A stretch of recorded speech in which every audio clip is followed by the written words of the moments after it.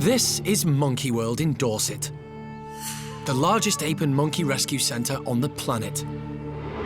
Today on Monkey Life, gibbons Adidas and Dalumie head for the trees for the very first time. Really pleased. You can't get anything better than a gibbon in a tree. Heavyweight Hananya puts a punch bag through its paces. And something's bothering chimp Freddy. But will the team get to the bottom of his problems? Freddy just doesn't look entirely happy. He just looks a little bit concerned all of the time.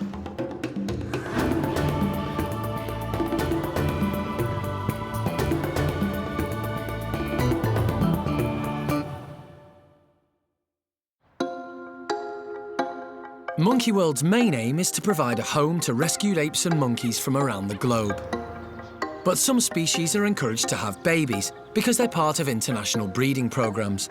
One of these is the woolly monkeys. And new mum, Paquita, is taking good care of her baby boy. The baby's been with us for a month now, and Paquita is doing amazingly. She's a first-time mum, so it's always a bit up in the air whether she'd have all the skills to look after her baby, but she's doing fantastically. She's giving it just enough freedom to try new things, and hopefully that'll mean it develops into a very healthy, very confident little woolly monkey. The park has had to hand rear 2 baby woolly monkeys that were rejected by their mothers. So it's great to see this mother and baby bonding naturally. But the big question is, what's he going to be called? We've named him Raoul because we think it's a nice, strong name, and judging by the size of his mum and his dad, he's going to be a very big woolly monkey. Raoul has certainly been given a good start in life. But Mum Paquita has her own ideas on parenthood. Paquita decided to do things her own way. She wasn't carrying the baby how woolly monkeys normally do. Normally they carry them straight down their chest so it's easy for them to feed. She decided she was going to carry it like a human would, between her 2 arms. And Raoul seems to have inherited Paquita's rebellious side. Raoul has decided he's much happier on her back or hanging horizontally on her side, which is kind of out of the ordinary, but it works for these guys. And everything, even though it's not quite normal, seems to be going very, very well indeed.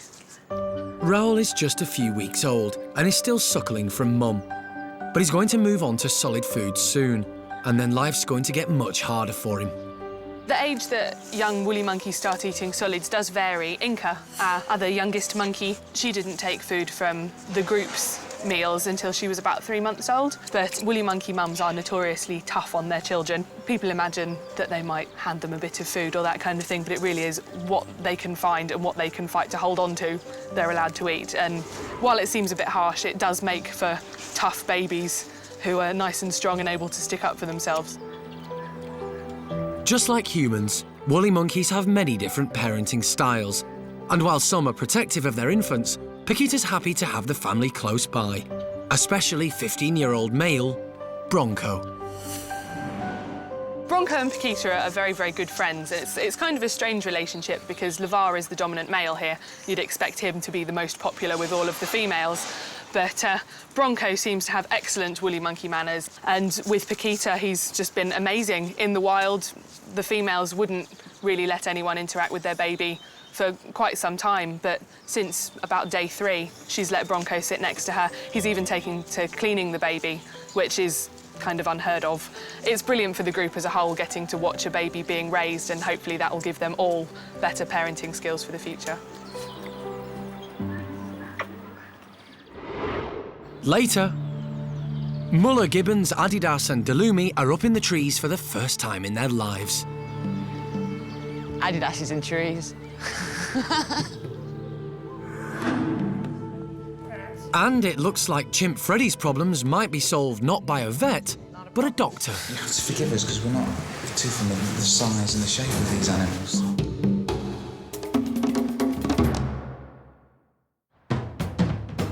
Down at Hananya's chimp troop, and something new has got them all excited. Punch bags.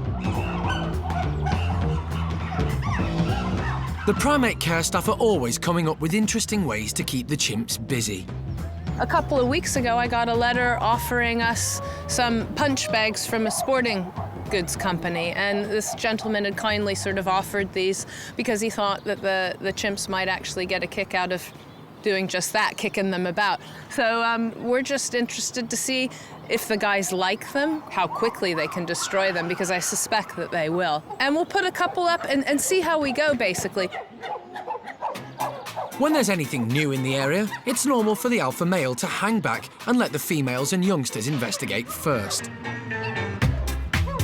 And that's exactly what boss Hananya's doing.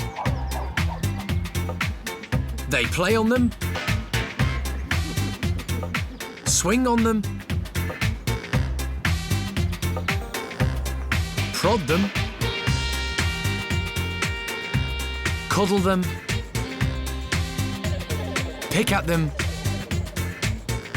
and even eat them. But none of their investigations seem to be leading anywhere.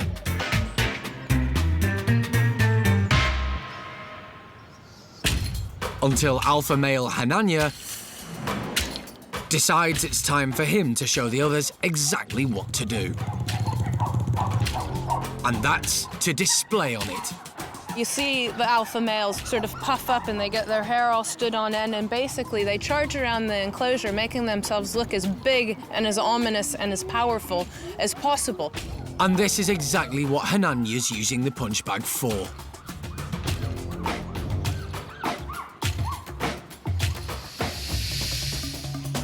In the wild, large male chimps use branches and tree roots to intimidate other chimps. So alpha male chimps will run up to big buttress tree roots and use them almost like drums, and you'll see them sort of virtually run up the side of the tree, stomping with their hands and feet, and that noise actually echoes throughout the forest. So they really do make quite a display using the various objects that are both on the ground and higher up by taking branches and breaking them off and lashing them about. And that's the kind of thing we're hoping for here. So actually, an unnatural item in the end might help promote natural behavior, and that's what we're all about. So now that Hananya's shown them how to do it, the other chimps start their own versions of Hananya's display. None of which give quite as much punch as the big alpha males.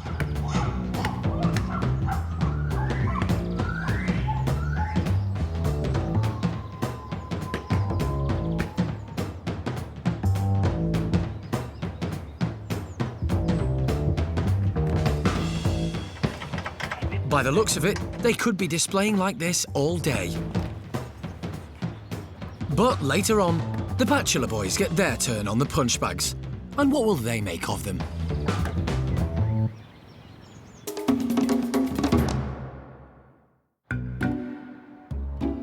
For the moment, the bachelor boys' enclosure is uncharacteristically calm. And 19-year-old Freddie is particularly quiet.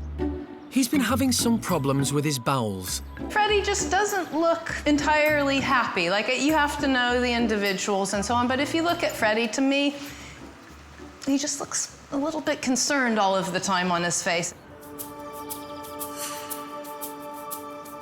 A year ago, Freddie had a similar problem, and the team decided to investigate. So we had a chap in from the local hospital who actually got an endoscope up inside of Freddie and actually had a look at the inside of his gut wall, and we found that, you know, like so many humans out there, Freddie's actually got some piles, some hemorrhoids. Hemorrhoids, or piles, are swellings in the back passage, which can cause intense pain and itching. And Freddie's been on a range of treatments to soothe the problem, but a year on, and he's still no better. And so I think it was time that we actually do something about it. So today we're taking the next step. And basically, Freddie's having his hemorrhoids clipped today. Over at the Parks Hospital, the medical team have prepped Freddie for surgery. Vet John Lewis will be keeping Freddie sedated, but the operation will be carried out by hospital consultants Andrew Clark and Thomas Dudding. They're specialists in treating piles on humans and use cutting-edge technology. The team feel that this pioneering surgery may be the only way of solving Freddie's problem once and for all. But the consultants have never dealt with a chimp before. The only thing, Alison, do we have stirrups to put the... No. OK, you have to forgive us because we're not too familiar with the size and the shape of these animals. You don't want to mess with an adolescent chimpanzee, really. They're incredibly dangerous animals. Yeah, so... Maybe go to sleep. Yeah. My word, he needs the tissue. God, it's amazing flexibility. And, you know, that's just phenomenal, isn't it? Phenomenal. Make good dancers. It's been 2 years since Freddie first had his bowels checked, and now the team can take another look to determine the extent of his discomfort. And head down, please. And straight away, they can tell that Freddie's piles have got a lot worse.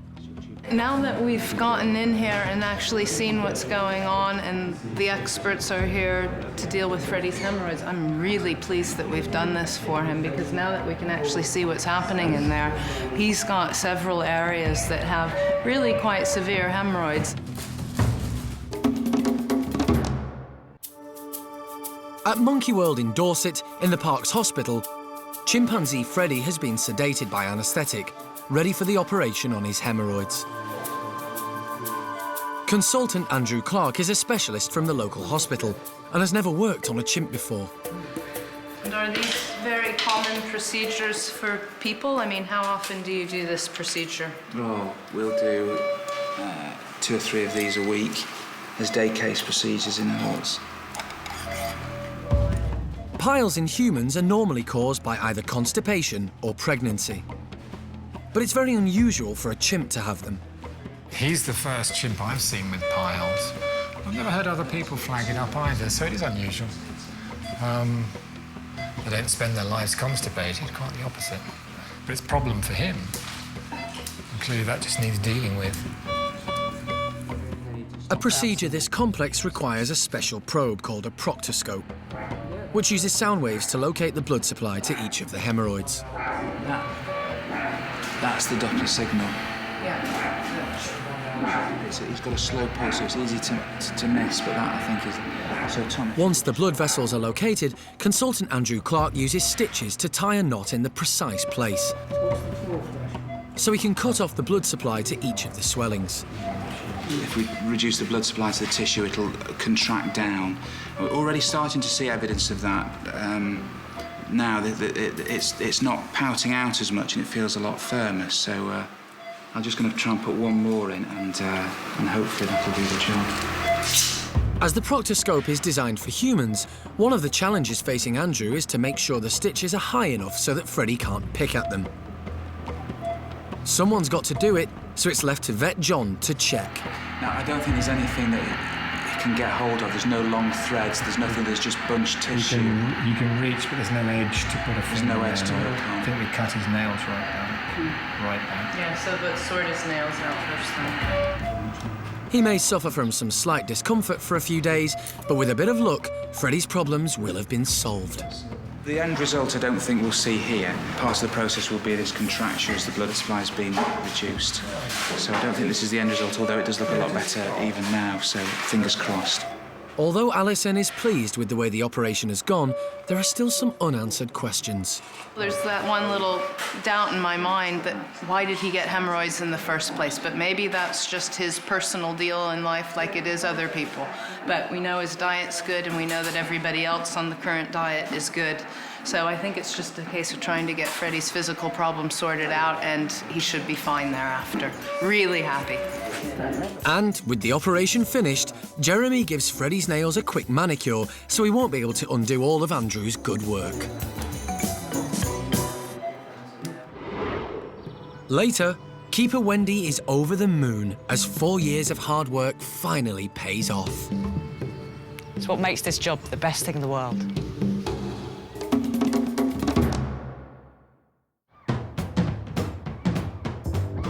While Freddie is recovering from his operation, the rest of the Bachelor Boys get their turn to see what they make of the punch bags. The chimps are keen to investigate. And this being an all-male group, those investigations are likely to be much more boisterous than over at Hananya's. Just to prove it, first on the scene and ready to show everyone that he's king of the castle is up-and-coming Paco. Unfortunately, he's not the king of this particular castle, as alpha male Butch points out. But there's always the other punch bag for Paco to take out his frustration on. So the two heavyweights have proved their point. But what about the others? It's not long before these boys do what they do best. Break things. They're boisterous, heavy-handed, and destructive. Except that is for old boy Charlie. He's far too busy to bother with punch bags. It is lunchtime after all. And while Charlie's happily finishing off his meal in peace, the boys have had enough of tearing the punch bag to pieces. That game's got boring. Which means it's time for Charlie to have a go. He's waited patiently, he's had his lunch, and now it's his turn to be king of the castle. All by himself.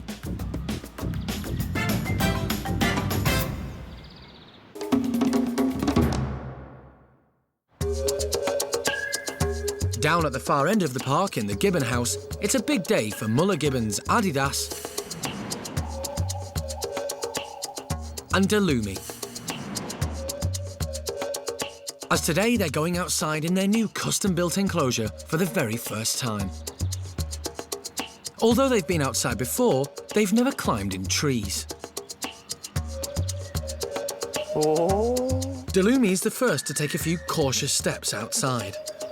Good girl.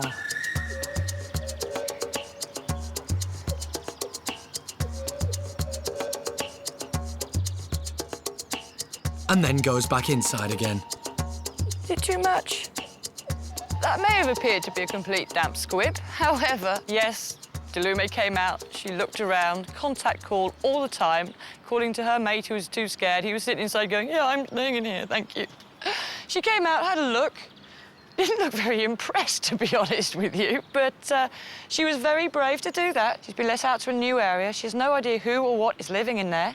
If she's going to be attacked, what's going to happen? So she went back indoors again. It's cold and it's raining and she's a sensible girl. That's fine. Gently and slowly is always good. 8 years ago, gibbons, including Adidas and Dalumie, were confiscated by the Taiwanese authorities after they were stolen from the wild and smuggled into Taiwan illegally for the pet trade.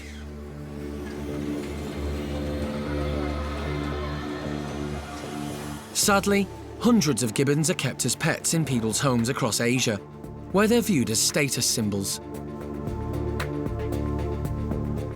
But quite often, the relationship between the owner and the gibbon breaks down as they mature and become aggressive. Luckily for Adidas and Dalumie, Monkey World stepped in. And they were rehomed at the park, where they were given the chance to learn how to swing and communicate. Stunning, absolutely stunning creatures. Now the team has created this 2-acre enclosure, with trees that should enable the pair to behave as naturally as possible. And just when keeper Wendy and the team are about to give up...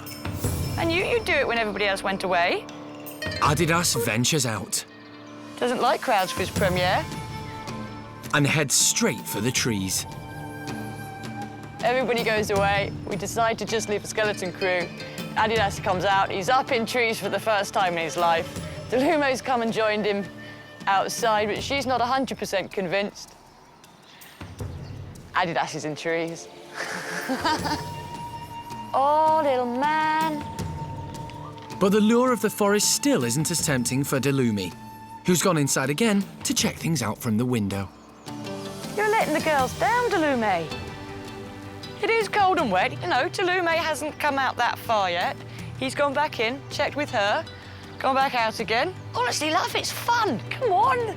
She's in there going, no, it's cold and wet. I'll wait till the sun comes out later. It's a new experience for Adidas, who hasn't climbed in trees since he was stolen from the wild and his mother. So if there are going to be any problems, it's most likely to be with his balance. Good boy. But he's a natural.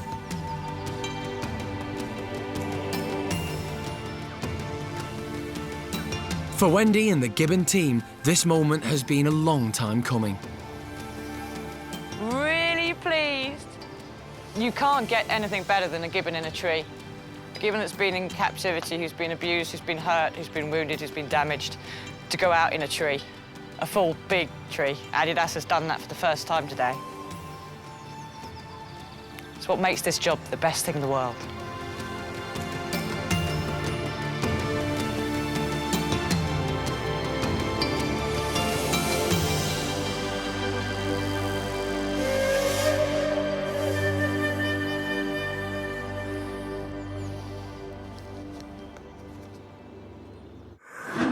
Next time, it's a Monkey Life special in Vietnam. Monkey World's exciting new project is up and running. A rescue centre for golden-cheeked gibbons and langurs. We meet the centre's newest gibbon, Ellie. She needs a health check to make sure she's fit to return to the wild. And it's an exciting and tense time as the team attempt to rescue their first Duke langur monkeys. We're just heading in now to see if we can either do this peacefully or perhaps not so peacefully. We'll see what happens.